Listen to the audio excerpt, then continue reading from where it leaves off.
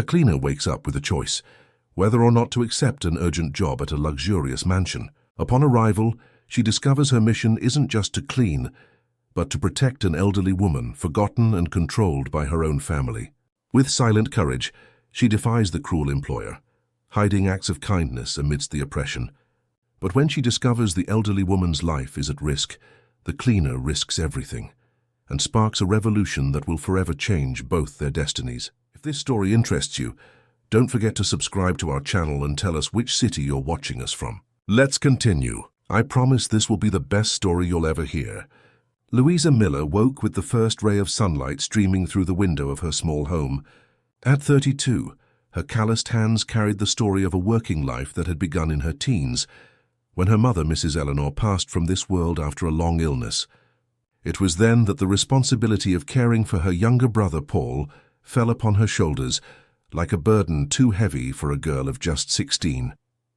My daughter, be worthy and honest in everything you do.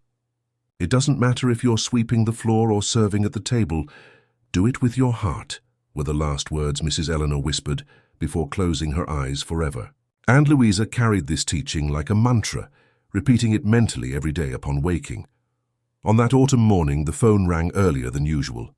It was Cindy, from the domestic help agency where Louisa was registered. "Louisa, I need you urgently."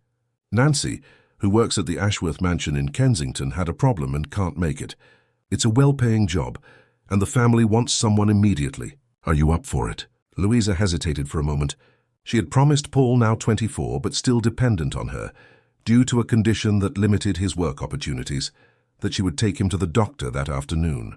But the extra money would be welcome to pay the bills accumulating in the dresser drawer. "Can I start tomorrow, Cindy? I have an appointment with my brother today." "Unfortunately not, Louisa. It's today or nothing." The madam was emphatic. "If you can't, I'll have to call someone else."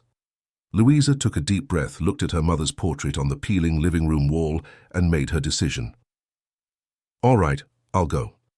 "What time do I need to be there?" "In 2 hours at most. I'll send you the address by message. And Louisa, one thing, Mrs. Regina Ashworth is, well, demanding. Do your best." After hanging up, Louisa rushed to explain the situation to Paul, who understood his sister's necessity, as he always did. Since childhood, he had understood the sacrifices Louisa made to keep a roof over their heads and food on the table. "Go on, sis." "Shall reschedule my appointment, don't worry about me," he said, with an understanding smile that hid his disappointment. Louisa took 2 buses and a subway to reach the Kensington borough, one of the most exclusive in the London capital. As she approached the given address, the houses grew larger and more imposing, until she found herself before a majestic wrought-iron gate with the initials A engraved in the center. The intercom was answered by a dry voice that simply granted her entry after she identified herself. The garden leading to the mansion looked like something out of a decorating magazine, with imperial palms aligned and marble sculptures strategically placed. At the main door, a tall woman, approximately 50 years old, with impeccably dyed blonde hair and designer clothes, waited with an expression that mixed boredom and impatience. It was Mrs. Regina Ashworth, the matriarch of that house and wife of businessman Charles Edward Ashworth, owner of one of the country's largest construction companies. "You must be Louisa. Cindy assured me you're trustworthy. I hope you don't disappoint me," she said, without extending her hand or offering any other welcoming gesture. "Come in, let's establish some rules." Louisa followed the woman into the mansion, feeling diminished by the opulence of the place. The halls were enormous, decorated with artworks that probably cost more than everything she had earned in her entire working life. "Your main function will be to care for my mother-in-law, Mrs. Elizabeth. She is 78 years old and is debilitated," Regina explained as they ascended a marble staircase. "Doctors say it's just age, but I know she's being dramatic to get attention, especially my husband's." Regina stopped in the second-floor hallway and stared fixedly at Louisa. "I'll be direct. The lady needs basic care. A bath once a week, change of clothes when necessary, and 3 light meals a day. Nothing more. She complains about everything. Says she's in pain, that she's hungry at odd hours, that she wants to leave the room. Ignore it. These are the manipulations of an old woman who won't accept that her time to command this house has passed." Louisa nodded in silence, though a discomfort began to grow in her chest. "One more thing," Regina continued, lowering her voice. "My husband is traveling on business in Europe. He's very attached to his mother and worries too much. I don't want him disturbed by trifles during his important meetings, so any communication with him about the lady's health will be made exclusively by me." "Understood." "Yes, madam," Louisa replied, swallowing hard. "Excellent. And one last rule. Mrs. Elizabeth's cell phone stays with me. She has vision problems and has already made unnecessary calls to emergencies and to my husband because of mental confusion. For her and the family's good, I manage communications." Regina opened a heavy, carved wooden door at the end of the hallway. The odor was the first thing Louisa noticed, a smell of mold and abandonment that didn't match the rest of the impeccable house. The room was in semi-darkness, with the curtains drawn, and the air felt heavy, as if it hadn't circulated in days. "Mother, I've brought the new caregiver," Regina announced, with a sweetness so false it made Louisa shiver. "I hope you behave well. I'll be back later to see how you are." When Regina left and closed the door, Louisa switched on the nearest bedside lamp. On the king-size bed, almost lost among pillows and blankets, lay a frail old lady with disheveled white hair and blue eyes that, despite her age and apparent fragility, still sparkled with a hint of life. "Hello, madam. I'm Louisa. I'll be taking care of you starting today," she approached with a genuine smile. Mrs. Elizabeth examined her for a moment before speaking, with a surprisingly firm voice. "You seem like a good girl. Different from the others that Hag, my daughter-in-law, sent to watch over me." Louisa didn't know how to respond, taken by surprise by the old woman's frankness. "Do you need anything, madam? A glass of water, perhaps?" she offered, noticing an empty pitcher on the bedside table. "Water would be wonderful, my dear. My throat has been dry for hours, but no one hears me when I call." While Louisa filled the glass with water from the pitcher she found in the adjoining bathroom, Mrs. Elizabeth continued, "You must be wondering what kind of rich family leaves an old woman in such conditions, aren't you? Well, I'm going to tell you the truth, before that poisoned viper fills your head with lies." Louisa returned with the glass of water and gently helped the lady sit up to drink. She noticed how thin she was, almost skeletal, and how her skin showed signs of not having been in the sun for a long time. "My son, Charles Edward, is a good man, but naive.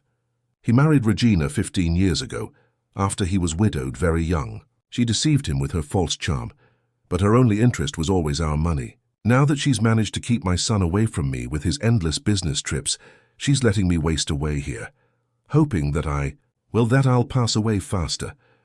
"Madam, don't say that," Louisa interrupted, horrified by the idea. "It's the truth, my dear. Regina controls everything.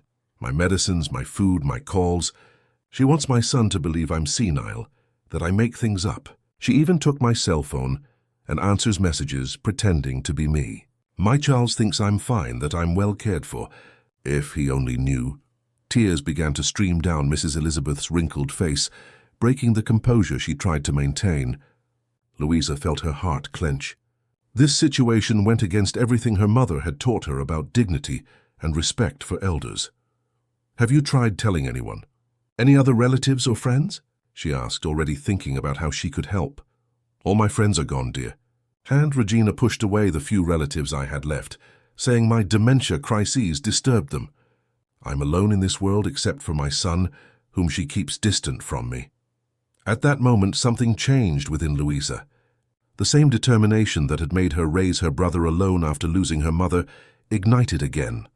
She couldn't simply ignore that lady's suffering, even if it meant risking the job she so desperately needed. "Mrs. Elizabeth," she said, gently holding the old woman's thin, cold hand, "you are not alone anymore. I will help you." The smile that lit up Mrs. Elizabeth's tired face was like a ray of sunshine entering that gloomy room for the first time in a long time. What Louisa didn't know yet was that this promise would change not only Mrs. Elizabeth's life, but also her own destiny in ways she could never imagine. In the days that followed, Louisa developed a routine that Regina would never imagine. Officially, she followed the madam's orders. Quick baths for Mrs. Elizabeth, minimal meals and very little interaction. But when Regina went out for her social engagements or secluded herself in her first-floor office, Louisa transformed the gloomy room into a small oasis of care and affection. It started with small things. She opened the curtains to let in the sunlight, brought flowers from the garden hidden in her pockets, read excerpts from newspapers and magazines to keep the old woman informed about the outside world. Gradually, she began to smuggle extra portions of food from the kitchen, hidden in napkins and small containers that she carried as if they were for her own snack. "This soup is divine, my dear," Mrs. Elizabeth murmured one afternoon, savoring a properly nutritious meal for the first time in months. "It reminds me of the days when I cooked for my family myself." "You cooked?" Louisa asked, surprised, as she adjusted the pillows to make the old woman more comfortable. "Oh, yes. I loved preparing special dishes, especially the stew that was my Charles's favorite. Even after we became wealthy, I never wanted to leave the kitchen entirely in the hands of the maids. My husband, Augustus, used to say that this was my special gift, transforming simple ingredients into moments of happiness around the table." Louisa smiled, imagining a younger, more vigorous version of Mrs. Elizabeth commanding her mansion's kitchen with the same determination that still shone in her tired eyes. "Regina never understood that," the old woman continued with a sigh. "For her, cooking is a maid's job. Perhaps that's why she never truly won my son's heart. His stomach, yes, with expensive restaurants, but his heart, that's won with homemade dishes, made with affection." As they talked, Louisa delicately massaged Mrs. Elizabeth's legs to improve circulation. She had learned some basic nursing care when her mother fell ill, and now applied that knowledge to alleviate the old woman's pains. "You shouldn't stay in bed so long," she commented, noticing how atrophied the muscles were. "A little movement would be good for your health." "Regina says I might fall if I walk alone," Mrs. Elizabeth replied. "And perhaps she's right about that. My legs aren't what they used to be." "But you wouldn't be alone, you'd be with me," Louisa winked conspiratorially. "What do you think about trying a short walk around the room tomorrow, when she goes out for lunch with her friends?" In the following days, they implemented this plan. They started with a few supported steps between the bed and the window, then extended to full laps around the room, and eventually to brief forays into the hallway when they were sure Regina wasn't around. Progress was slow but steady. Mrs. Elizabeth's cheeks, once hollow and pale, began to gain a healthier color. Her appetite improved significantly, and even her hair, which Louisa now washed and brushed with care, regained some of its shine. One morning, while helping Mrs. Elizabeth with light stretching exercises, Louisa noticed a small, carved wooden box partially hidden under the bed. "What's that, Mrs. Elizabeth?" she asked, pointing to the object. The old woman's face lit up with a mixture of nostalgia and mischief. "Ah, my secret treasure. Regina doesn't know it exists. It was a gift from my Augustus on our 20th wedding anniversary. Pull it out, dear, I want to show you something." Louisa obeyed, placing the ornate box on the old woman's lap. With trembling fingers, Mrs. Elizabeth turned a small golden key she kept hanging on a thin chain hidden beneath her nightgown. Inside the box were old photographs, some modest but clearly sentimental jewels, and letters yellowed with time. "Look, this is my Augustus," she said, showing a photo of a tall, elegant man with a gentle smile that greatly resembled what Louisa imagined Charles Edward to be, based on his mother's descriptions. "And this is my Charles, when he was little." Louisa examined the photograph of a boy approximately 10 years old, holding a chess trophy, with his father's same smile and his mother's blue eyes. "He was such a sensitive and intelligent boy," Mrs. Elizabeth sighed. "He still is, deep down, although business has hardened his heart a little. But Regina, she turned him into someone else. When his first wife Marianne was alive, he was different, more present, more himself." "Was Mr. Charles married before?" Louisa asked, curious. "Yes, to Marianne, a lovely young woman who was a university professor. They were very happy, but she left us too soon, a victim of a sudden illness. Charles was devastated, and I think it was in that vulnerability that Regina found him. She was a secretary at the company, beautiful and ambitious. She saw the perfect opportunity in him and didn't hesitate to take it." Mrs. Elizabeth's voice became choked. Louisa realized there was even more pain in that story than she had initially imagined. "The worst part is, at first, I thought she could make him happy again. I supported the marriage, opened the doors of my house, and now I'm paying the price for my naivety." Mrs. Elizabeth carefully put the photos away and closed the box, returning it to its hiding place. "There's something else I need to show you, Louisa." Something even more important. With difficulty, the old woman stretched to reach the back of the bedside table drawer and pulled out a small, leather-bound notebook. This is my diary. I started writing it when I realized Regina's true intentions. Everything is documented here. The medicines she fails to give me, the spoiled food she serves, the fake messages she sends to my son pretending to be me. At first it was just for catharsis, but then I realized it could be proof in case something happened to me. Louisa felt a shiver run down her spine. The situation was even more serious than she had imagined. "Are you sure about all this, madam? These are very serious accusations." "Absolutely," Mrs. Elizabeth affirmed, with a clarity that left no doubt. "Regina has already tried to make me take medicines in incorrect doses. Once the previous maid mistakenly gave me the wrong bottle, and Regina was furious when she realized I hadn't worsened as she expected. The girl was fired the next day." Louisa wondered if she shouldn't seek external help immediately, perhaps alert authorities, but Mrs. Elizabeth seemed to read her thoughts. "There's no point calling the police or social services, my dear. Regina has influential friends. She would manage to circumvent any accusation. And without my son here to defend me, I would be institutionalized in some elderly care facility before I could even explain the situation. No, our only hope is to wait for Charles Edward to return or find a way to contact him directly." At that exact moment, the sound of high heels in the hallway announced Regina's approach. With surprising agility, Mrs. Elizabeth hid the diary under the pillow, while Louisa quickly closed the curtains and adjusted the room's appearance to look exactly as Regina expected to find it. The door opened without warning, and Regina entered, her sharp eyes examining every detail of the environment. "How is our patient today?" she asked with false sweetness. Without waiting for an answer, she turned to Louisa. "Have you given her the afternoon medicine yet?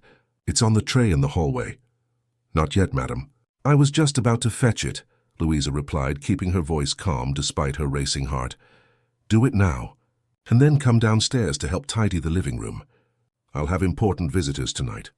As she left, Louisa cast a reassuring glance at Mrs. Elizabeth. In the hallway, she found the tray with the medicines and noticed something strange. There were pills she didn't recognize, different from those she normally gave the old woman. Discreetly, she put them in her uniform pocket, determined to examine them more closely when she had the opportunity.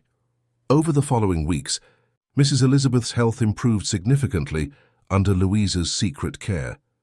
The walks around the room became longer, and occasionally, when Regina went out for social events, they even risked small strolls through the mansion's internal garden.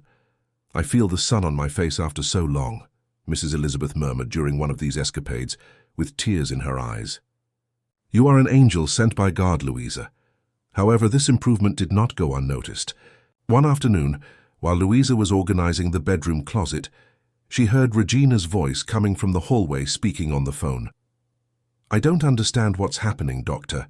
She should be weaker, not stronger. The medicines you prescribed aren't working as they should." A pause. "Yes, I'm following your instructions exactly." Another longer pause. "I see. Perhaps it's necessary to increase the dose then. I need to resolve this before Charles Edward returns from his trip next month." Louisa felt her blood run cold. Her suspicions were confirmed. Regina was deliberately medicating Mrs. Elizabeth to worsen her health. Even more alarming was knowing that a doctor was involved in the scheme. That night, after finishing her official shift, Louisa didn't go home. She hid in the small service room at the back of the property, with the excuse that she needed to get some tasks done early. In reality, she planned to search Regina's office for concrete evidence that could help Mrs. Elizabeth. Around 2 in the morning, when the house was in complete silence, she slipped silently through the corridors until she reached the office. The door was locked, but Louisa had borrowed the spare key that was in the kitchen drawer. After observing the housekeeper use it days before, with trembling hands, she opened the door and entered Regina's sanctuary. Using only her cell phone's flashlight to light the way, she began to meticulously examine the drawers of the mahogany desk. It was in the 3rd drawer that she found what she was looking for, a folder with Mrs. Elizabeth's medical documents, prescriptions with clearly altered dosages, and, more shockingly, a partially filled document that appeared to be a request for judicial interdiction, alleging the old woman's mental incapacity. While discreetly photographing the documents with her cell phone, Louisa didn't notice approaching footsteps in the hallway. When the light suddenly came on, it was too late to hide. "What do you think you're doing in my office?" Mrs. Regina Ashworth's sharp voice froze Louisa in place. With her heart pounding, she quickly put her cell phone in her uniform pocket and turned to face her. Madam, I'm sorry, I came to look for an aspirin. I have a terrible headache, and the housekeeper told me I might find medicine here." Regina advanced through the room with calculated steps, like a predator circling its prey. She wore a black silk robe, and her face was covered by a greenish facial mask that made her expression even more frightening. "At 2 in the morning? In my private office? Do you really think I'm an idiot, Louisa?" Her eyes swept over the desk and noticed the open drawer and the disarranged documents. The facial mask cracked as her face contorted into an expression of fury. "You were snooping through my personal documents." Louisa took a step back but maintained her composure. The weeks of caring for Mrs. Elizabeth had strengthened her resolve, and she would not easily succumb to Regina's intimidation. "They are not personal documents, madam. They are Mrs. Elizabeth's altered medical records. You are deliberately worsening her health." For a brief instant, a flicker of surprise crossed Regina's gaze, but it was quickly replaced by a cold smile. "I see. So you're another one of those little maids who think they have the right to judge how I care for my family. You know nothing about us, about what I need to do to protect the interests of this house." "Protect interests?" Louisa couldn't contain her indignation. "You are slowly poisoning your mother-in-law. That's not protecting interests, that's a crime." Regina let out a short, disdainful laugh. "Crime? And what do you intend to do about it? Go to the police? With what evidence? Your word against mine? An uneducated domestic worker against the wife of one of London's most respected businessmen?" She moved closer, intimidating. "That old woman has lived long enough. Charles Edward deserves to finally be free of this burden and focus solely on our happiness. All I'm doing is accelerating the natural process." Louisa felt nauseous hearing the coldness with which Regina spoke about Mrs. Elizabeth's life. "You won't get away with this. Madam, Mr. Charles will know the truth." "Charles?" Regina laughed again, now with genuine amusement. "My husband is too busy expanding our businesses in Europe to worry about the delusions of a senile old woman and the accusations of a meddling maid. He trusts me completely. After all, I'm the one who sends him daily messages from Mommy, telling him how wonderfully well she is under my care." Regina walked to her desk and pressed an intercom button. "Jake, come to my office immediately." Minutes later, a burly, impassive security guard entered the room. "Accompany this woman to her belongings, observe her as she gathers them, and then escort her off the property. She is fired for trespassing and attempted theft." "Theft?" Louisa exclaimed, incredulous. "That's a lie." "Oh, no." Regina walked to the shelf and picked up a small jewelry box. She opened it theatrically and let out a rehearsed scream. "My diamond bracelet. It's missing." "Jake, search her bag." "You can't do that, madam." Louisa protested, but the security guard had already grabbed her bag. "It won't be necessary, Jake," Regina interrupted, with a malicious smile. "I'm sure the bracelet will mysteriously appear tomorrow after she's gone. But the theft accusation will be recorded to ensure no reputable agency hires her again." Louisa felt the world collapse beneath her feet. Not only was she being unjustly accused, but she would also be prevented from finding another job. Worse still, she was being separated from Mrs. Elizabeth, leaving her again unprotected in the hands of that cruel woman. "Please, madam," she pleaded, changing strategy. "Let me at least say goodbye to Mrs. Elizabeth. She'll be worried if I simply disappear." "Don't worry about that," Regina replied cruelly. "I'll tell her you confessed to stealing her medicines to sell them. It will be further proof of her senility, as she'll insist you were a good person." Louisa was escorted to the maid's room where she had left her bag. As she gathered her few belongings, her mind worked frantically. She couldn't simply abandon Mrs. Elizabeth. Somehow, she needed to find a way to help her. Passing through the kitchen, she saw that Jake was momentarily distracted, receiving new instructions over the radio. She seized the opportunity to grab a small piece of paper and quickly jot down her phone number. If she could hide the paper in Mrs. Elizabeth's room, perhaps the old woman would find a way to contact her. "Faster!" Jake ordered, pushing her towards the back exit. It was almost 3 in the morning when Louisa found herself on the street, outside the imposing gates of the Ashworth mansion. The night was cold, and she didn't have enough money for a taxi to her home in the outskirts. She would have to wait for the first bus, which wouldn't pass until 5:30. As she walked to the bus stop, tears of frustration and worry streamed down her face. She had failed Mrs. Elizabeth, and worse, now the old woman would be completely at Regina's mercy, who would certainly redouble her efforts not to be discovered again. What Louisa didn't know was that her departure would have much more serious and immediate consequences than she could imagine. 2 days passed without Louisa getting any news from the Ashworth mansion. She tried to call, but no one answered. She tried to send messages to the number she had for Regina, only to find she had been blocked. She even went to the mansion gate, but was summarily expelled by the security guard, who threatened to call the police. On the night of the 3rd day after her dismissal, Louisa couldn't sleep. She tossed and turned in bed, tormented by thoughts of what might be happening to Mrs. Elizabeth. That's when her cell phone rang, displaying an unknown number. "Hello," she answered, her heart racing. "Louisa, is that you?" A weak, trembling voice sounded from the other end. "Mrs. Elizabeth?" she exclaimed, sitting up in bed with a start. "How did you manage to call me?" "The new kitchen maid, Marlene. She took pity on me and lent me her cell phone for a few minutes," the old woman replied, speaking with difficulty. "Louisa, I'm feeling unwell." "Very unwell. Regina doubled my medicines after you left, and I'm having chest pains. I can't breathe properly." Despair overwhelmed Louisa. "You need to call an ambulance, Mrs. Elizabeth." "I can't," the old woman replied, her voice growing weaker. "Regina went out to a party. She locked my room from the outside. Said I was having hallucinations about you.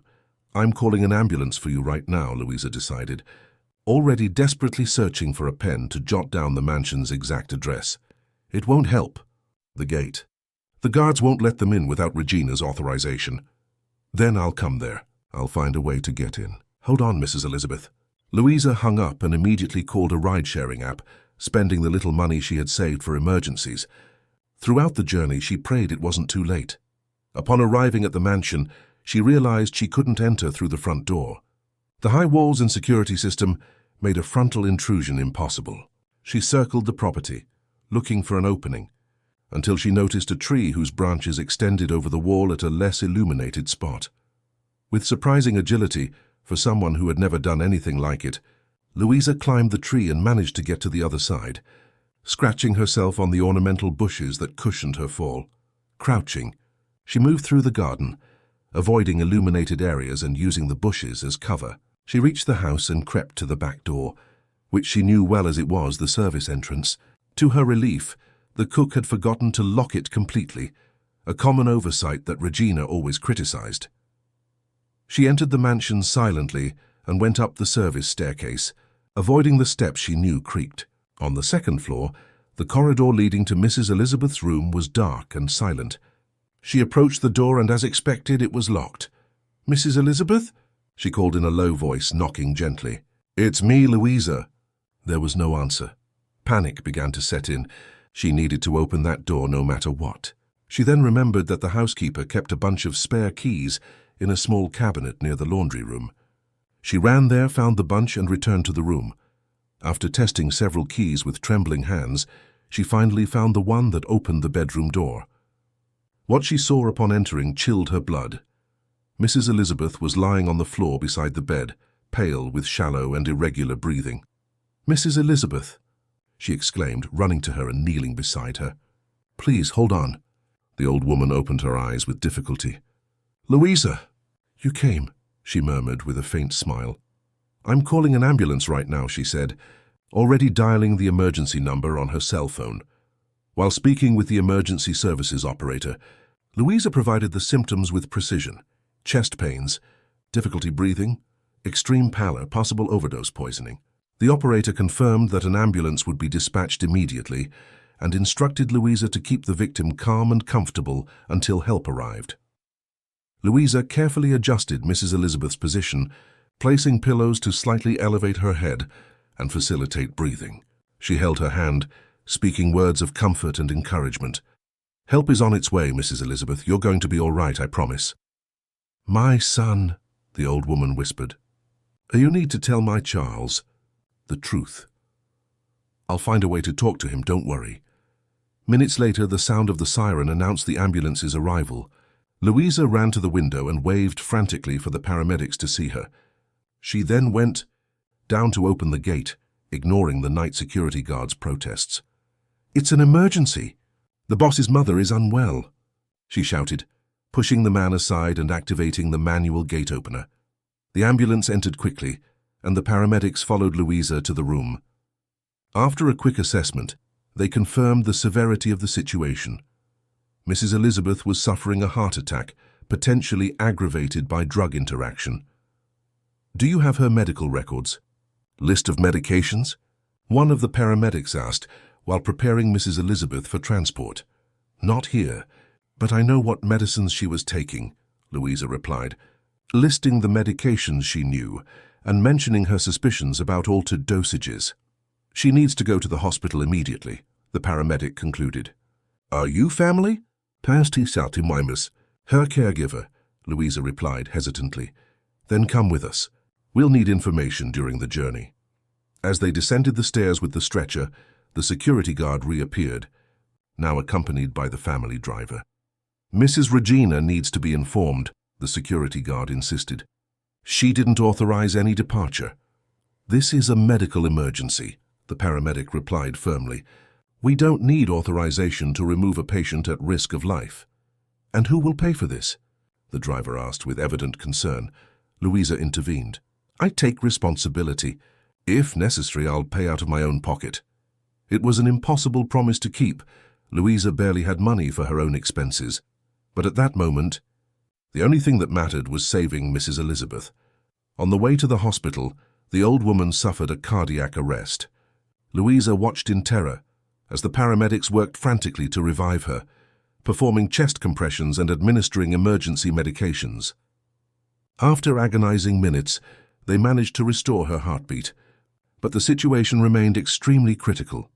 Upon arriving at the hospital, Mrs. Elizabeth was immediately taken to the ICU, while Louisa was directed to fill out the admission paperwork. The receptionist looked at her with suspicion upon realizing she didn't have the patient's documents or means to guarantee payment. "Without insurance or advance payment, we can only offer basic emergency care through the NHS," the receptionist explained. "Specific exams and specialized treatments will have to be approved later. But she needs full treatment now." Louisa protested, desperate. "I'm sorry, those are the hospital rules." Sitting in the waiting room, Louisa felt completely helpless. She had no way to pay for the treatments Mrs. Elizabeth would certainly need, and Regina would probably refuse to help, perhaps even try to prevent adequate medical care. It was then that she remembered the cell phone, not hers but Mrs. Elizabeth's, the one Regina kept hidden to control her mother-in-law's communications with her son. If she could find it in the mansion, perhaps she could directly contact Charles Edward and reveal the whole truth. But how to return to the mansion after practically having broken into the place? And even if she managed to get in again, where would Regina hide the device? While pondering her options, a doctor approached with a grave expression. "Did you come with Mrs. Elizabeth Ashworth?" "Yes, doctor." "How is she?" "We've stabilized her condition, but the situation is delicate. We need to perform a series of tests and possibly surgical intervention." "Are you a relative?" "No, I was her caregiver until recently." "I see. Is there any family member we can contact?" "We need authorization for the procedures and guarantee of payment. Her son is traveling in Europe. Her daughter-in-law—" "Well, she won't come." Louisa hesitated, then made a decision. "Doctor, I need to be honest. Mrs. Elizabeth was being mistreated at home. Her daughter-in-law was deliberately altering her medications, keeping her isolated. I have proof on my cell phone." The doctor frowned, clearly uncomfortable with the situation. "That's a serious accusation. If true, we have an obligation to notify the authorities. But right now our focus needs to be on the patient's treatment. How much would it cost?" Louisa asked, gathering all her courage. "The tests, the surgery?" "Everything." The doctor mentioned a sum that made Louisa feel dizzy. It was equivalent to several years of her salary. I'll find a solution, she promised, more to herself than to the doctor. I just need you to keep her stable until then. Please. The doctor nodded sympathetically, touched by the young woman's evident concern. We'll do our best within what the public system allows us. You have a few minutes to see her if you wish. Louisa entered the ICU, her heart heavy at seeing Mrs. Elizabeth connected to various machines, looking even more fragile and small than before. She approached the bed and gently held her hand. I'll find your son, Mrs. Elizabeth, she whispered, though she didn't know if the old woman could hear her in her semi-conscious state. I'll tell him the whole truth. You're going to be okay, I promise. Upon leaving the hospital, Louisa had already formed a plan. It was risky and could cost her more than just her job, but she saw no other alternative. She needed to return to the Ashworth mansion one last time. As the taxi drove away from the hospital, Louisa mentally analyzed her options. She needed to find Mrs. Elizabeth's cell phone to contact Charles Edward, but returning to the mansion would be extremely risky after the ambulance incident. Regina would probably have already been informed of the emergency and would be furious. She checked her own cell phone, 3 in the morning. The photos she had taken of the documents in Regina's office were still there, but without proper context, they might just look like common medical papers. She needed more compelling evidence. The taxi stopped in front of her small apartment in the outskirts. Louisa paid with her last notes and quickly went up the stairs. Paul was awake, waiting anxiously for her in the modest living room. "Sis, where have you been?" "I was super worried," he exclaimed, hugging her tightly. "Sorry, Paul, it was an emergency with an old lady I was caring for." "It's a long story," she replied, exhausted. While making coffee, Louisa briefly explained the situation to her brother. Paul listened attentively, his expressive eyes reflecting growing concern. "This is too serious, Louisa. If that Regina woman finds out you're investigating, it could be dangerous. I know, but I can't abandon Mrs. Elizabeth.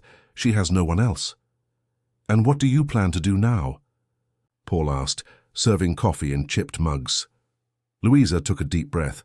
"I need to go back to the mansion one more time. Find Mrs. Elizabeth's cell phone and contact her son directly." "Are you crazy? After everything you told me? They'll call the police this time." "I have a plan. Regina is out at a party.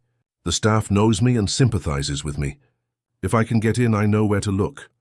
Paul shook his head, worried, but he knew his sister's determination well when she decided something. "At least let me help. I can keep watch, call you if I see someone coming. No, it's better if you stay here. If anything goes wrong, I need you to know what happened to me." Before leaving, Louisa changed her clothes, opting for a dark outfit that would make her less visible. She borrowed Paul's bicycle. She had no more money for taxis and night buses were scarce. She cycled for almost an hour until she reached the elegant Kensington Borough again. As she approached the Ashworth mansion, she noticed with relief that Regina's car, a silver sports Audi, was not in the garage.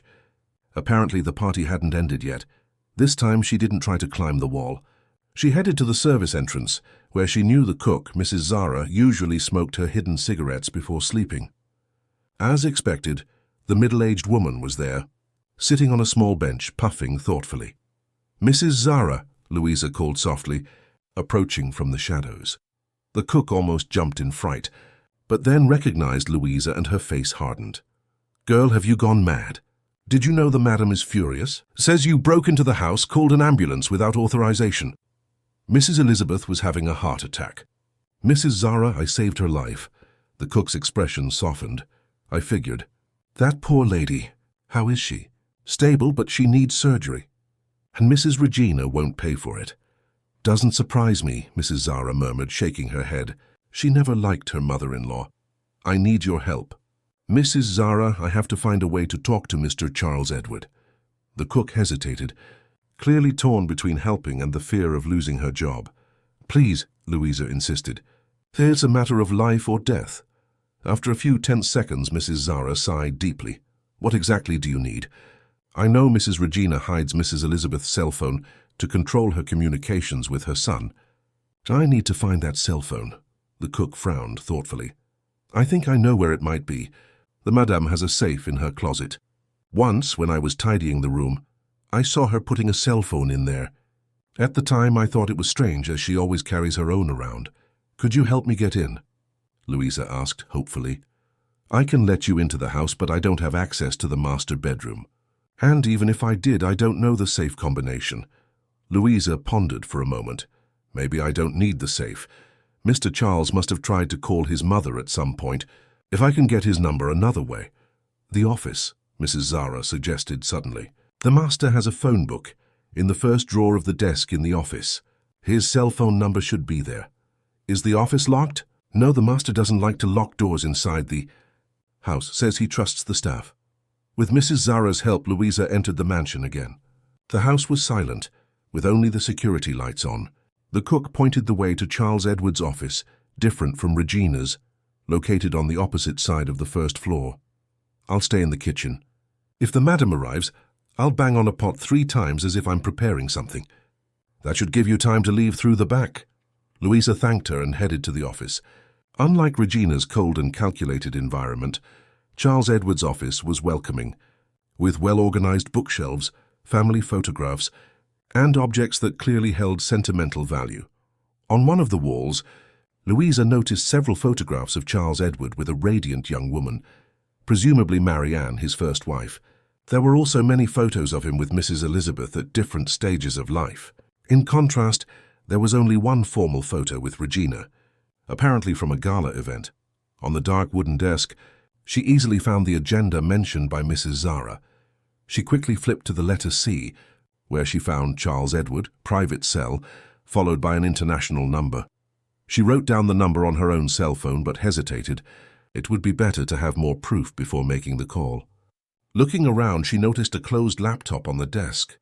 It would be risky, but perhaps it contained important information. She opened the computer, which fortunately was not password protected. Charles Edward probably didn't expect anyone to access it in his home. On the start screen, she saw various icons for business programs and work documents. But what caught her attention was a message icon with a high number of unread notifications. She clicked on it and discovered dozens of messages sent by Charles Edward to the number that should have been his mother's. Affectionate, worried messages asking about her health, telling about his travels, and the replies, clearly written by Regina pretending to be Mrs. Elizabeth, were superficial, always minimizing any concern and discouraging him from returning early. Charles Edward's last message, sent just 3 days before, read, "Mommy, I'm worried about your silence. Our conversations have been so different lately. I'm thinking of coming back early next week. I miss you." The reply, supposedly from Mrs. Elizabeth, read, "Don't be silly, my son. I'm doing great, just busy with my books and TV shows. Regina takes such good care of me. Finish your business calmly, there's no need to worry." Louisa felt a knot in her throat. Charles Edward sensed something was wrong, even from a distance, but Regina managed to manipulate him enough to keep him away. Quickly, she took photos of the messages with her cell phone.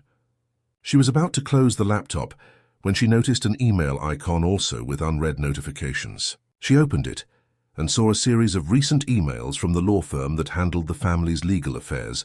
The most recent had the subject "Review Interdiction Documents." With trembling hands, Louisa opened the email and discovered that Regina had requested the lawyers prepare documents to declare Mrs. Elizabeth mentally incapacitated, giving her and Charles Edward full power over all the old woman's assets. The lawyer requested Charles Edward's signature, mentioning that Regina had assured him he was aware and in agreement, just too busy to deal with the paperwork. A noise at the door made Louisa freeze. For an instant of panic, she thought Regina had arrived, but it was just Mrs. Zara. "Still haven't found what you needed," the cook whispered, anxious. "Almost 40 minutes have passed." "I did, and much more," Louisa replied, quickly showing her discoveries on her cell phone. "My God in heaven," Mrs. Zara murmured, horrified. "That woman is the devil himself. I need to call Mr. Charles right now, but I can't do it from here. Regina could arrive at any moment." "Go to my house," Mrs. Zara offered suddenly. "It's only 5 blocks from here. My husband and I live in the annex of another mansion, where he works as a gardener. You'll be able to make the call quietly there." Louisa accepted, grateful. She carefully closed the laptop, leaving everything exactly as she had found it, and followed Mrs. Zara out of the mansion. 20 minutes later, sitting in the small but cozy living room of Mrs. Zara and her husband, Mr. Anthony. Louisa finally gathered the courage to make the call. Considering the time difference, it would be early morning in Europe, but the emergency justified the hour. She dialed the international number, her heart pounding. After 4 rings, a male voice, hoarse with sleep, answered. "Hello? Sounds Mr. Charles Edward Ashworth." "Yes, who is this?" replied the voice, now more alert. "My name is Louisa Miller. You don't know me, but I worked as your mother, Mrs. Elizabeth's caregiver, in recent weeks. I'm calling because it's an emergency." There was a moment of tense silence, then Charles Edward's voice returned, full of concern. "What happened to my mother? Is she all right?" Louisa took a deep breath and then recounted everything. How she found Mrs. Elizabeth neglected and isolated. How Regina controlled her medications, altering dosages to worsen her health. How she prevented direct communications between mother and son, pretending to be Mrs. Elizabeth in messages. The attempt at judicial interdiction. And finally, the heart attack and her current hospitalization. Throughout the narrative, Charles Edward remained silent, except for occasional sounds of disbelief and horror. When Louisa finished, he asked with a choked voice, "Are you sure about all this? These are very serious accusations." "I have proof, sir. I photographed documents from Regina's office, showing the alterations in medical prescriptions. I have screenshots of the fake messages she sent pretending to be your mother. And the hospital doctor can confirm the signs of negligence and inappropriate medication." "Which hospital is my mother in?" Louisa provided the details and explained the delicate financial situation, as Regina had refused to authorize payment for the necessary procedures. "I'm taking the first flight to London," Charles Edward declared, his voice now firm and decisive. "I should arrive tomorrow night at the latest. I'll call the hospital immediately and authorize all necessary procedures with full payment. Can you stay with my mother until I arrive?" "Of course, sir. So I won't leave her side." "Louisa," Charles Edward's voice cracked slightly, "thank you. Thank you for taking care of my mother when I wasn't there to do it. I promise you will be rewarded for your courage and honesty." "I didn't do it for a reward, sir. I did it because it was the right thing to do." After hanging up, Louisa felt an enormous weight lift from her shoulders. Mrs. Zara, who had overheard the entire conversation, had tears in her eyes. "You're quite a woman, girl. Few would have the courage to do what you did." "Now I need to go back to the hospital," Louisa said, standing up. "I promised Mr. Charles I would stay with Mrs. Elizabeth." "My Anthony will take you," Mrs. Zara offered. "And take this," she added, extending some notes, "for taxis and food. You'll need it." On the way to the hospital, Louisa received a message from Charles Edward, confirming that he had already contacted the hospital and authorized all necessary procedures. Her specialized medical team was already being mobilized to care for his mother. Upon arriving at the hospital, Louisa noticed an immediate change in the staff's attitude. The same receptionist who had previously treated her coldly was now all smiles. "Miss Miller, Dr. Marcus would like to speak with you. Mrs. Ashworth's surgery is scheduled for 10 a.m. The best specialists have already been called." As she walked towards the ICU for her vigil beside Mrs. Elizabeth, Louisa received another message, this time from an unknown number. "This won't stand. You don't know who you've messed with." First, Regina had found out, and she was furious, but Louisa felt no fear. She had done the right thing, and now Charles Edward was returning to protect his mother. Everything would be all right. What she didn't know was that Charles Edward had an additional plan, a plan that would forever change the destiny of everyone involved, including her own. Mrs. Elizabeth's surgery took place as planned the following morning. During the 6-hour procedure, Louisa remained in the waiting room, alternating between moments of silent prayer and tense phone conversations with Charles Edward, who kept her updated on the preparations for his return journey to the United Kingdom. "I managed to get a private jet," he explained during one of the calls. "I'll arrive in London around 8 in the evening. But before that, I need you to do something for me, Louisa. Whatever is necessary, Mr. Charles. Don't tell anyone, absolutely no one, about my arrival. Not even the medical team. I want to catch Regina by surprise." Charles Edward's plan was daring. He would arrive disguised in the United Kingdom and, before presenting himself at the hospital, would go to the mansion to collect additional evidence against Regina. More than that, he wanted to personally observe how his wife behaved, when she believed she was away from watchful eyes. When the surgery finished, the chief surgeon informed Louisa that the procedure had been successful. Mrs. Elizabeth was stable, although her condition still required care due to her advanced age and weakening from the mistreatment. "She'll be in the ICU for at least 48 hours, the doctor explained. After that, if all goes well, she'll be transferred to a private room." She was very lucky. If help had been delayed a few more hours, she probably wouldn't have survived. "Can I see her?" Louisa asked, exhausted, but determined to keep her promise, for a few minutes only. "She's sedated and will need a lot of rest in the next few hours." In the ICU, Mrs. Elizabeth seemed fragile among the tubes and monitors, but her breathing was more regular, and a slight color was already returning to her cheeks. Louisa held her hand delicately and whispered words of encouragement, promising that everything would be fine, that her son was coming back, and that she would never be mistreated again. Around noon, while Louisa was having a quick coffee at the hospital cafeteria, an elegant and intimidating figure crossed the entrance doors, Regina Ashworth, wearing dark sunglasses and an impeccable tailored suit, demanding information about her mother-in-law at the reception. Louisa hid behind a column, observing the scene. Regina gestured irritably, clearly displeased with something the receptionist was telling her. Finally, a doctor was called, and after a tense conversation, Regina followed him towards the elevators. Acting quickly, Louisa called Charles Edward. "Your wife just arrived at the hospital," she informed in a low voice. "That was to be expected," he replied, resigned. "She was probably informed by the hospital administration about the payment I authorized. Regina always shows up when money is involved. What should I do? She's going to see me here. Let her see you. Don't hide. Regina won't do anything against you in public in a hospital. And the more confident she is that she can control the situation, the more careless she will become. That will be crucial for our plan." 2 hours later, as Charles Edward had predicted, Regina found Louisa in the hallway near the ICU, her face contorted in barely suppressed fury. "What are you still doing here?" she hissed, approaching like a snake ready to strike. "Wasn't it enough to kidnap my mother-in-law and defame my name? Do you still have the audacity to remain here?" Louisa stood firm, remembering Charles Edward's encouraging words. "I'm keeping a promise I made to Mrs. Elizabeth, madam. I'll stay by her side until she's fully recovered." Regina let out a dry, disdainful laugh. "How touching. The devoted little maid. Do you really think your charade will convince anyone? I've already spoken with the doctors and explained everything. How you were fired for theft, how you have mental problems, and developed an unhealthy obsession with my mother-in-law. They've already called security. In minutes, you'll be escorted out of this hospital." To Regina's surprise, Louisa smiled calmly.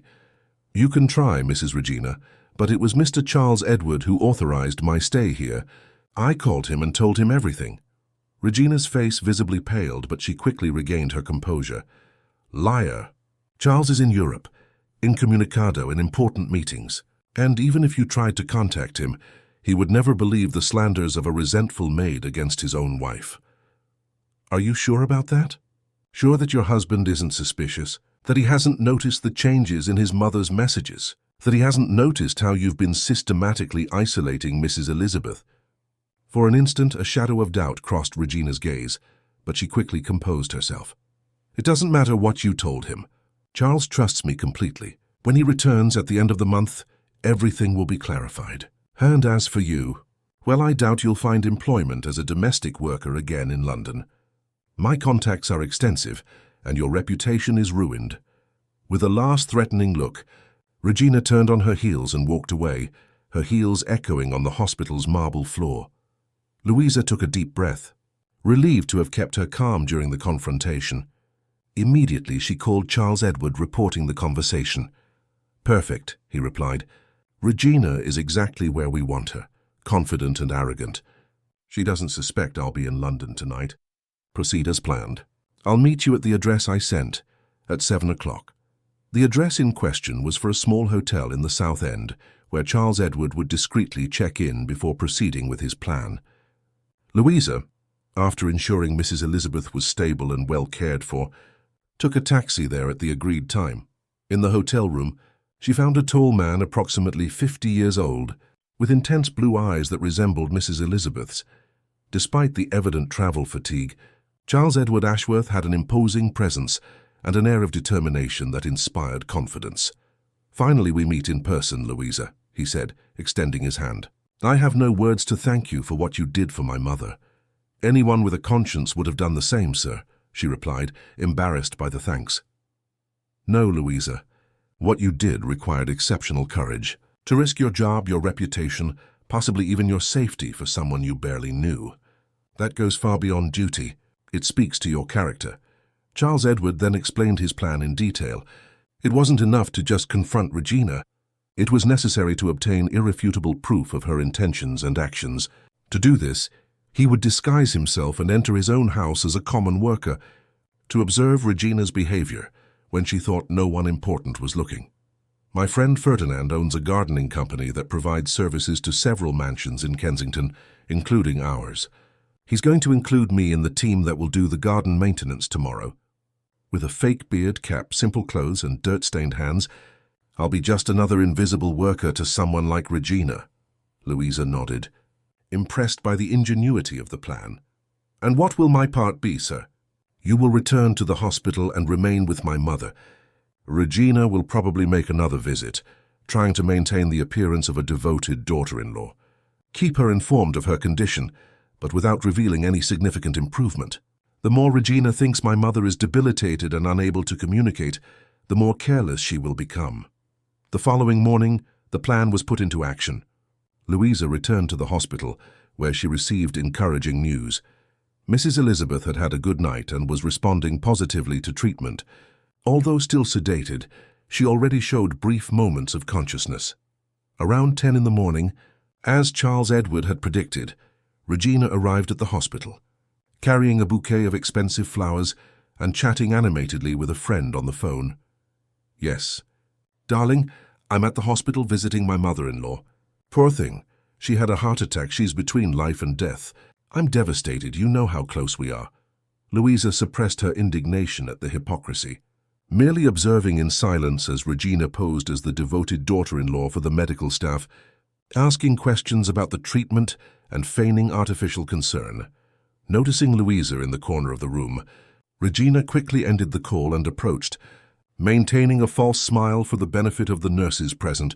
"Still here? I thought you'd already understood that your presence is no longer necessary," she muttered through gritted teeth, without losing her smile. "Mr. Charles Edward asked me to stay." "Madam," Louisa replied calmly. "Well, know that he agreed to return only next week. I have a call scheduled with him this afternoon, where I will clarify all your delusions and lies. Until then, keep your distance from my mother-in-law." After a brief and theatrical visit, during which she took several emotional photos beside Mrs. Elizabeth's bedside to send to her husband, Regina left, leaving the expensive flowers, but without requesting any substantial information about her mother-in-law's real state of health. Meanwhile, at the Ashworth mansion, the gardener Charles Edward worked silently among the bushes near the pool. With a fake beard, cap pulled low over his face and worn clothes, he was practically invisible to Regina, who arrived home shortly after noon. Following Charles Edward's instructions, Mrs. Zara, the cook, had left the living room windows open, with the excuse of airing out the room. This allowed him to listen to conversations inside the house while pretending to work on the flower beds. Around 3 in the afternoon, Regina received a visit. Christine, her closest friend and accomplice in many of her schemes. Charles Edward strategically positioned himself near the window, pretending to prune a bush, while the two women talked in the living room, expensive wine glasses in hand. "How's the old woman?" Christine asked bluntly, referring to Mrs. Elizabeth. "Surviving, unfortunately," Regina replied with shocking casualness. "Doctors say she might recover, but I doubt she'll ever be what she was. These heart attacks in the elderly always leave permanent sequelae. And what does that mean for your plans?" Regina smiled, a cold smile that never reached her eyes. "It means our original plan continues, just with a slight delay. The judicial interdiction will be even easier now. What judge wouldn't believe that a 78-year-old lady, after a severe heart attack, needs legal guardianship? With Charles in Europe, I will be the designated guardian. And once I have legal control over her assets, everything will be yours," Christine completed, raising her glass in a toast. Ours, darling. Don't forget I promised you that beach apartment. As thanks for all your help." The two laughed, completely oblivious to the fact that every word was being recorded by Charles Edward's cell phone, hidden in his work shirt pocket. "And what about your husband?" Christine asked after another sip of wine. "Charles, he's brilliant in business, but as naive as a child when it comes to his mother. He believes everything I say. Besides, he's too busy building our empire to notice what's happening right under his nose. And that meddling little maid, the one who called the ambulance." Regina's face hardened. "That bitch thinks she can challenge me." She had the audacity to call Charles, telling absurd stories. Fortunately, he must not have believed her, as he didn't mention anything in our messages. Anyway, I've already arranged for her never to find work in this city again. And if she continues to bother me, I have other resources at my disposal. Like the ones you used with that other maid last year, the one who accidentally fell down the stairs. Regina merely smiled enigmatically, neither confirming nor denying. Charles Edward felt his blood run cold. Current threats against his mother and Louisa weren't enough. There were indications of previous crimes he hadn't even imagined. He continued working methodically in the gardens, recording every incriminating conversation, every careless admission Regina made, believing herself safe in the privacy of her mansion. In the late afternoon, as the gardening team was finishing work, Regina came out to the pool area for a quick inspection. She walked directly past Charles Edward without recognizing him, making sharp criticisms about a poorly trimmed flower bed. "You there, gardener. This work is poorly done. Tell your supervisor I expect perfection for what I pay." Charles Edward kept his head down, mumbling a "yes, madam" in a deliberately hoarse voice. The disguise was so effective that Regina didn't even look directly at him. To her, workers like that barely existed as human beings. They were merely instruments for her comfort. When he finally left the mansion with the gardening team, Charles Edward had all the proof he needed. On the way to the hospital, he called his trusted lawyer, Dr. Marcus Thorne, and a private investigator who frequently provided services to his company. The net was closing around Regina. At the hospital, Louisa received an enigmatic message from Charles Edward. "Mission accomplished. We have everything we need. I'll be there in an hour." While waiting, she remained by Mrs. Elizabeth's side, who had been transferred from the ICU to a private room after showing steady improvement. The old woman was awake, though still weak, and held Louisa's hand with gratitude. "My son is coming back, isn't he?" she asked with a faint but hopeful voice. "Yes, Mrs. Elizabeth, he's already in London. You'll see him very soon." A tear of happiness streamed down the old woman's wrinkled face. "I knew he would come. My Charles was always a good son. He was just deceived by that woman. Don't worry about her. Mrs. Elizabeth, everything will be resolved now." At that moment, the bedroom door opened and Charles Edward entered, still with remnants of his disguise. Stubble, simple clothes, dirt-stained hands. Upon seeing his mother, his face transformed into a mask of pain and remorse.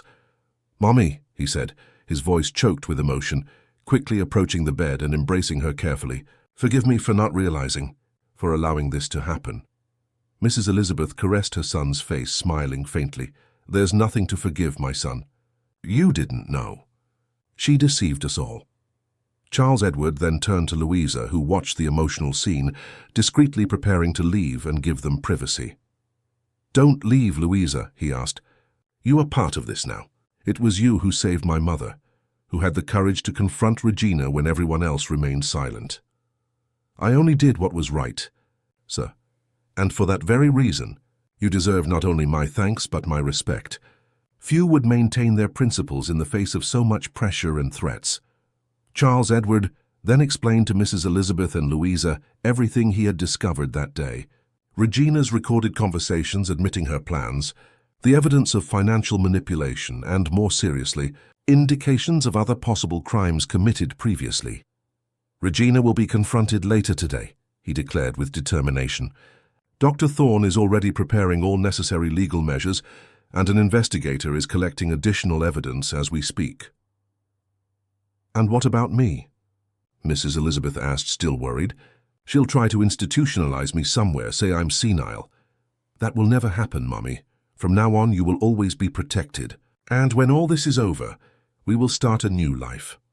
without lies, without manipulations, just the truth and affection that should always have existed in our family. As mother and son reunited after months of manipulated separation, Louisa watched the scene with a warmed heart, unaware that Charles Edward was discreetly observing her, with an expression that mixed admiration, respect, and something more, a feeling that was beginning to blossom, still undefined, but that would forever change both their destinies. 2 weeks passed since the confrontation with Regina. Mrs. Elizabeth, recovering quickly under proper medical care, had been discharged from the hospital and now rested comfortably in a specially adapted suite for her recovery at the Ashworth mansion, the same house that had once been her prison, now transformed into her sanctuary. Regina no longer lived there. On the same night Charles Edward returned, the final confrontation occurred, a scene Louisa had witnessed and which would remain etched in her memory forever. Charles Edward, still wearing the simple clothes of his gardener's disguise, had waited patiently in the mansion's office, sitting in the shadows.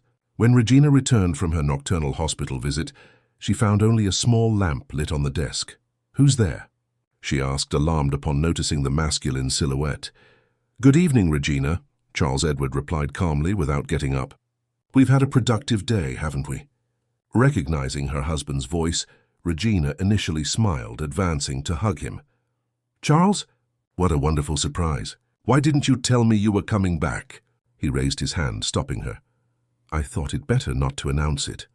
I wanted to see how things really work when I'm absent." Regina hesitated, sensing something strange in his tone. "What do you mean? And why are you dressed like that?" Charles Edward finally stood up and turned on the main office light, revealing not only his worker's appearance, but also Louisa's presence in a corner of the room, accompanied by Dr. Thorne, the family lawyer, and a serious-looking man Regina didn't recognize, the private investigator. "What does this mean?" she asked, stepping back, her gaze quickly alternating between those present. "And what is this maid doing in our house after everything she's done?" "This maid, as you call her," Charles Edward replied coldly, "was the only person who had the courage to protect my mother while you slowly poisoned her." "What are you talking about?" "This woman filled your head with lies. She was fired for theft. She's unbalanced. She has an unhealthy fixation on your mother." "Spare us the theatrics, Regina," Charles Edward interrupted, his voice now laden with contempt. "I recorded your conversations this afternoon with Christine. I have everything documented, your plans for my mother's interdiction, the embezzlement of money, even the insinuation about the accident with the previous maid." Regina's face visibly paled, but she quickly regained her composure, changing strategy. "Charles, darling, you're confused. I don't know what you're talking about. These recordings must be out of context. Christine and I were just talking about a movie, a TV show." "Enough with the lies," Charles Edward thundered, slamming his fist on the table. "It's over, Regina. I have enough evidence not only for divorce, but for a criminal prosecution." The private investigator stepped forward, presenting a folder with documents. "Mrs. Ashworth, we found evidence of forgery in several documents related to Mrs. Elizabeth's properties. Your signature was forged on at least 3 property transfers in the last 2 years. This, combined with evidence of deliberate negligence with intent to harm an elderly person's health, constitutes serious crimes." Regina looked around like a cornered animal. Her eyes fell on Louisa, and for an instant, the hatred in her gaze was so intense that the young woman felt a shiver run down her spine. "All this is your fault," Regina hissed. "You destroyed my life." "You destroyed your own life, Regina," Charles Edward replied, "and you almost destroyed my mother's in the process." Dr. Thorne spoke, his voice professional and impartial. "Mrs. Ashworth, I strongly recommend that you contact your lawyer immediately. The accusations are serious and the evidence substantial. Mr. Ashworth is willing to negotiate terms for the divorce, provided that you cooperate fully with the investigation into the financial misappropriations." Regina, realizing she was cornered, made one last desperate attempt. "Charles, think of everything we've built together. 15 years of marriage. You can't throw that away because of misunderstandings and misinterpretations." 15 years of lies, you mean?" he replied, impassive. "Our marriage ended the moment I discovered you were deliberately harming my mother out of greed. In fact, to be honest, I don't think it ever truly existed. It was just another one of your manipulations. The following morning, Regina left the mansion escorted by her lawyer, taking only personal belongings. The days that followed were of intense legal activity. Charles Edward filed for divorce. Formal accusations were presented regarding the financial misappropriations, and protective measures were requested for Mrs. Elizabeth. For Louisa, those days were a whirlwind. Initially, she thought of returning to her normal life once Mrs. Elizabeth was safe, but Charles Edward had other plans. "I want you to continue caring for my mother," he proposed, 2 days after Regina's departure, officially as her personal companion, with a suitable salary for the role and all benefits. I don't know if I have the formal qualifications for that, Mr. Charles," Louisa replied, hesitant. "You have something far more valuable than certificates. Louisa, you have character, compassion, and an innate sense of care that cannot be learned in schools. My mother trusts you, feels safe by your side, and frankly, I also trust you more than any professional with diplomas." Thus, Louisa came to live in the mansion, in a comfortable room near Mrs. Elizabeth's. Her brother Paul was also invited to move in, receiving a space adapted to his needs on the ground floor, and more importantly, a job opportunity in the administrative sector of the Ashworth companies, a position that respected his limitations, but valued his intelligence and dedication. As the days passed, a harmonious routine was established. Every morning, Louisa and Mrs. Elizabeth had breakfast together in the garden, now blooming and welcoming. The old woman, invigorated by her newfound freedom, shared stories of her youth, taught family recipes, and revealed secrets of a long and, for the most part, happy life. "You know, my dear," Mrs. Elizabeth commented one morning, as Louisa helped her water the orchids, "I believe God places angels in our path when we need them most. You were the angel he sent for me." Charles Edward was also present daily, drastically reducing his business trips to spend more time at home. In the first few days, he dedicated himself exclusively to his mother, compensating for months of forced separation. But gradually, Louisa noticed that he found more and more reasons to be present during her activities with Mrs. Elizabeth, offering to accompany them on walks through the garden, joining them for afternoon tea, or simply sitting nearby while Louisa read books to his mother. One evening, about a month after the confrontation with Regina, Charles Edward invited Louisa to dinner on the veranda. Mrs. Elizabeth had already retired, and the two found themselves alone under the starry London sky, with the city sparkling in the distance. "I wanted to thank you again for everything you did," he said, pouring wine into crystal glasses. "You've thanked me enough." "Mr. Charles?" Louisa replied, still uncomfortable with the formality she maintained, despite their daily coexistence. "First, stop calling me sir. It makes me feel like my father," he smiled. "And second, it will never be enough. What you did goes far beyond any gratitude." There was a moment of comfortable silence as both enjoyed the wine and the view. "How are the legal proceedings against Mrs. Regina going?" Louisa finally asked. "Progressing. She accepted a divorce settlement. She'll get much less than she expected, but still a considerable amount. In return, she dropped her challenge to the financial fraud accusations. As for the more serious suspicions, the investigator is still collecting evidence." Charles Edward paused, observing Louisa attentively. "But I didn't invite you here to talk about Regina. I wanted to talk about us." Louisa almost choked on her wine. "Us?" she repeated, unsure if she had understood correctly. "Yes, Louisa. I know it might seem premature or inappropriate, considering our different backgrounds and circumstances. But ever since you entered our lives, something has changed in me. It's not just gratitude I feel. It's admiration, respect, and something more." He extended his hand across the table, gently touching her fingers. "I don't expect an answer now. In fact, I'm not even asking a specific question. I just wanted you to know that to me you are not just my mother's caregiver or an employee. You are an extraordinary woman who awakened feelings I thought I would never feel again after Marianne." Louisa felt her heart quicken. She had noticed Charles Edward's attentions, the prolonged gazes, the daily kindnesses that went beyond mere gratitude. And to her surprise, she discovered that she also harbored feelings for him, feelings she tried to suppress, considering them impossible or inappropriate. I I don't know what to say, she confessed finally. I also feel something, but I'm afraid we're from such different worlds. And people will talk, they'll say, I'm only interested in your money and your position. And since when do you care what others think? He smiled. The woman who confronted Regina Ashworth and risked everything to save an elderly woman she barely knew is afraid of others' opinions. Louisa smiled, recognizing the truth in his words. You're right. But still, it's complicated. Your divorce isn't even finalized yet. Your mother is recovering. Perhaps we need time. All the time that's necessary, Charles Edward agreed, gently squeezing her hand. I'm not in a hurry. I just wanted you to know what I'm feeling, so we can explore these possibilities together, at a pace that's comfortable for both of us. In the following weeks, their relationship blossomed naturally. They started with long conversations after Mrs. Elizabeth retired, sharing life stories, dreams, and values. Soon they evolved into discreet strolls around the city, dinners in quiet restaurants, and moments of complicity that strengthened their connection.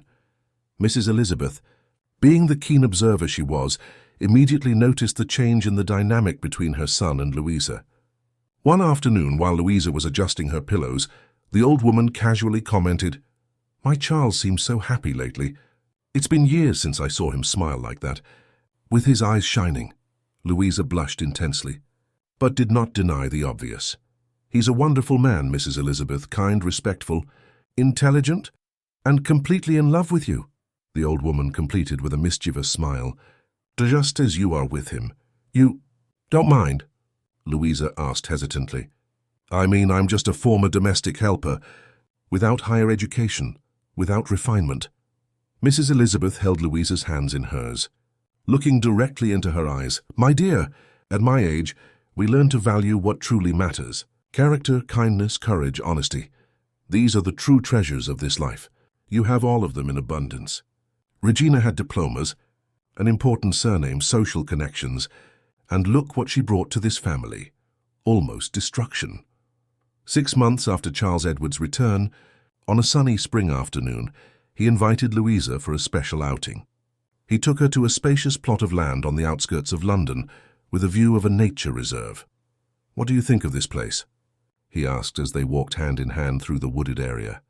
"It's beautiful," she replied, admiring the centuries-old trees and the clear stream that ran through the property. "It looks like a piece of paradise. I bought this land last week," he revealed. "I'm thinking of building here, starting a new chapter. Are you moving out of the mansion?" "Not alone," Charles Edward replied, stopping walking and turning to face her. "In fact, I hoped we could start this chapter together." With those words, he took a small velvet box from his pocket and knelt before her. "Louisa Miller, you transformed my life in ways I never imagined possible. You showed me the meaning of courage, integrity, and true love. I know we are still getting to know each other, that it might be too soon, but my heart is certain. Will you marry me?" Tears streamed down Louisa's face as she looked at the beautiful engagement ring, a blue sapphire surrounded by small diamonds, and at the man kneeling before her, his blue eyes full of hope and sincere love. "Yes," she replied simply, her voice choked with emotion. "Yes, Charles Edward, I accept."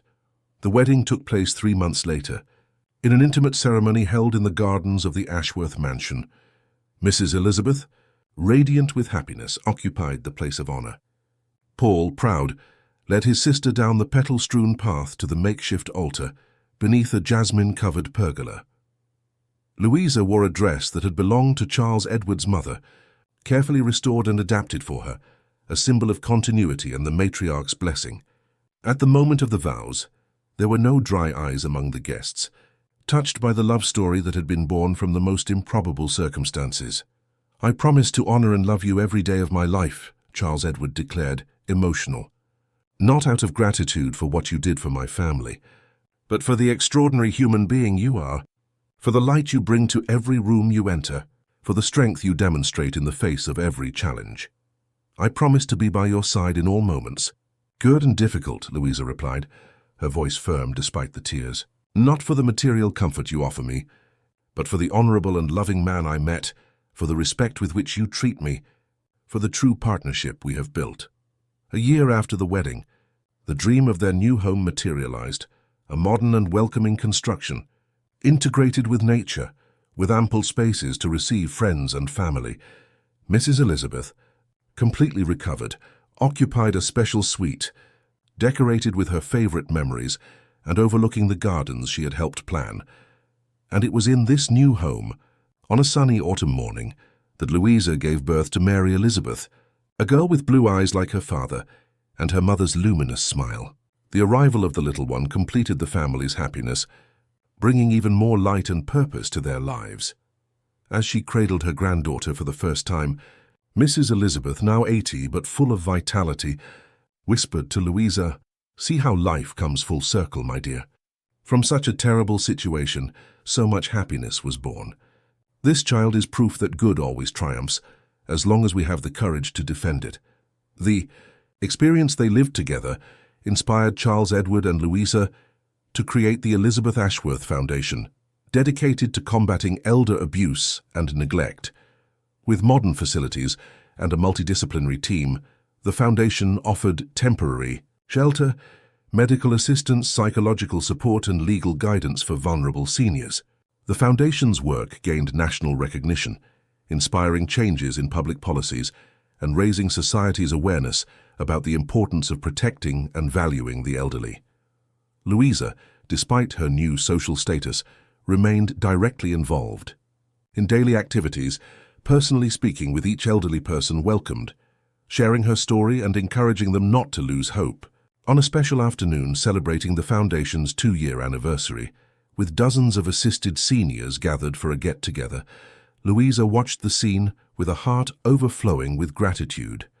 Charles Edward playing with little Mary Elizabeth on his lap, Mrs. Elizabeth surrounded by a group of ladies sharing recipes and laughter, Paul, now the Foundation's administrative manager, proudly presenting the year's results to the guests. Who would have imagined, she thought, recalling the frightened young woman who, years before, had first entered the Ashworth mansion as a simple domestic helper. Life had taught her that the courage to do what is right, even when difficult or risky, can transform not only one's own destiny, but that of many others around. As the sun set on the London horizon, Louisa smiled, embracing the present and serenely anticipating the future. A future built on foundations of truth, courage, and genuine love. End of story. Dear listeners, we hope that the story of Louisa and Mrs. Elizabeth has touched your hearts. To follow other equally moving narratives, we have prepared a special playlist that you can find by clicking on the link to the left. If you enjoyed this journey of overcoming and love, don't forget to subscribe to our channel and leave a like on the video. Daily, we bring unique stories that explore the complexity of life, showing that kindness and courage always prevail. Share your thoughts and emotions about this story in the comments. We look forward to reading your impressions.